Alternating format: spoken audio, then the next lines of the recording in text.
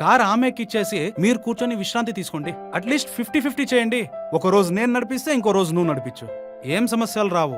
నీకంటే చాలా బాగా నడిపిస్తుంది. ప్రమాదాలు జరిగే అవకాశం కూడా ఉండవు. గణాంకాలు కూడా సాక్షిగా ఉన్నాయి. ఇంకా ఆమెలో కొంత బాధ్యత కూడా పెరుగుతుంది. తనకు కూడా ఆత్మవిశ్వాసం వస్తుంది. దారిలో కానీ జీవితంలో కానీ మహిళలకు స్వేచ్ఛ ఇవ్వడం వల్ల పురుషులకు చాలా ప్రయోజనం ఉన్నాయి. కానీ అదే మాట చిరాకుతో ఆమెకు నడిపించడం రాదు అంటే అన్ని బాధ్యతలు బరువు ఎప్పుడూ నీపైనే ఉంటాయి. ఆమెకైతే నడపడం రాదు, ఇక మీరే నడపండి.